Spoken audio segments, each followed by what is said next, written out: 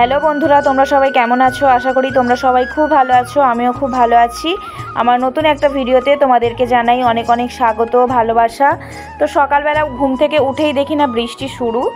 তো বৃষ্টি নিয়েই আজকে দিনটা শুরু। তো এখন যে এই রাত্রে এডিট করছি, তো এখনও বৃষ্টি হয়েই যাচ্ছে, বৃষ্টি থামার নামই নেই। সমানে ঝিরিঝিরি বৃষ্টি হচ্ছে, কখনো জোরে জোরে বৃষ্টি হচ্ছে। তো দেখো সমস্ত কাজবাজ কমপ্লিট, আর এদিকে দেখো সমস্ত রান্নাও হয়ে গেছে।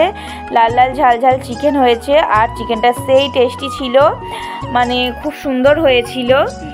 আর এখানে দেখো মাছের ঝোল হয়েছে, আর এটা হয়েছে তোমার থোড় ঘন্ট চিংড়ি দিয়ে। আর চিকেনটা হলে সাধারণত বাড়ির ছেলেরাই করে, ছেলেরা করলে চিকেনটা টেস্টি হয়, অন্য রান্নাগুলো মেয়েরা করা হয়। তো দেখো এখানে মাম্মামকেও রেডি করিয়ে নিয়েছি। মাম্মামকে স্কুলে মানে গাড়িতে তুলতে যাব।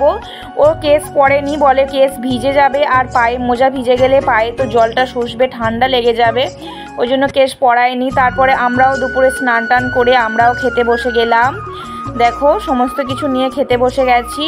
আর তারপরে কিছুক্ষণ পরেই মাম্মাম স্কুল থেকে চলে এলো খাবার খেতে খেতে। ও আজকে নাকি আইসক্রিম খেয়েছে, তো খেতে খেতে চলে এসছে। ঠাম্মি আনতে গিয়েছিল, আর রুমালটা কোথায় গুঁজেছে দেখো।